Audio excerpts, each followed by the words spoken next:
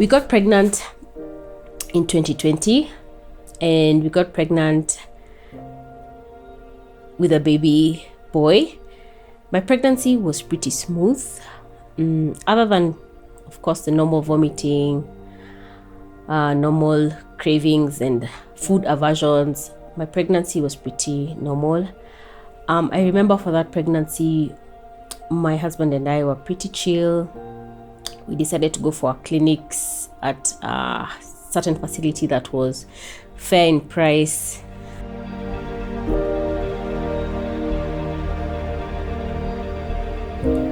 I am a mom of 3, 1 in heaven and 2 here with me and my husband. Our doctor was okay, but we had opted to see the doctor within the facility. We hadn't gone with a doctor on our own, the way you can go get a specific doctor for yourself, and then now they tell you where they deliver. From pregnancy, we had our 20-week checkup, where they come and check, where they scan you and they check if the baby is normal, if everything is fine. And I remember them checking that scan. That's when we knew the sex of the baby. It was a little boy. Everything was fine. His cord was okay. His oxygen levels, I believe, from the cord were also okay, but he seemed like a pretty fine baby. Nothing abnormal to note. I remember prepping for the baby, getting things done, getting a photo shoot. Oh, we had a beautiful photo shoot of my pregnancy, and I remember those maternity shoots are one of the things that I really, really love. So we had a good shoot.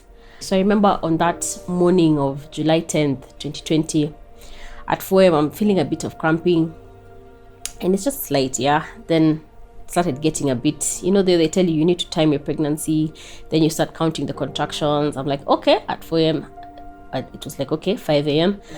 So I remember at 6 a.m, I woke up and I told my hubby, I'm like, I think now, today's the day, yeah. I remember the ride to the hospital was a bit bumpy because every contraction I used to tell him, I remember telling him, just slow down, it's a bit intense. So, and in my mind, I'm like, if I'm feeling this pain now, I can't even imagine the pain that's coming. Anyway, we get to the hospital, admit me, check me, and I'm like, oh, you're 2 centimeters. Okay, I'm like, only 2 after 4 a.m. Gosh, I have such a long way. So I was like, okay, it's clearly going to be a long day. Luckily, that week was when my doctor was on duty, so we didn't have to book him for the week would come in. So we just called him. I'm like, hey, by the way, this contraction has started. He's like, oh, okay. Since he's on duty, he'll be the one to deliver us. So he comes, he checks us. We're okay. We're 2 centimeters, so that's a long way to go. So I think he goes on his business and his shugulis. And so I remember holding my husband really tightly, and he's telling me, Jay, conserve your energy, but I'm feeling pain. I'm not conserving no energy. I am feeling pain. Anyway, things go on until around 11 there, still the same. And at 1, I'm like, okay, I'm tired. So the nurse is like, let's go, we check and see if everything was okay. So she takes us to our room.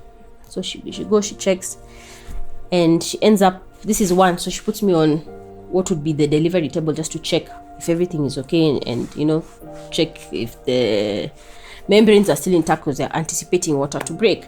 So she goes and she checks, and she pricks the amniotic fluid, and it pours. And once it pours, apparently baby had already pooped inside. Baby having already pooped, that means that the baby's in distress. Now, as she also pricks the membrane, the cord came out. So technically, it's supposed to be the baby's head that comes out first, but the cord came out. And luckily, in that same moment, my doctor walks in as she's just done that, and he sees the cord coming out and the fluid that is already with poop. So baby is distressed, and then the cord comes out. So he just immediately says, guys, let's prep the CS. This is an emergency. Get CS theater ready. We need to go down. In this room, I'm upstairs, and the theater was downstairs. So now having to put up my feet, put everything, wheel me down. Of course, now prep theater for us to come in, because now we were not expecting it to be that.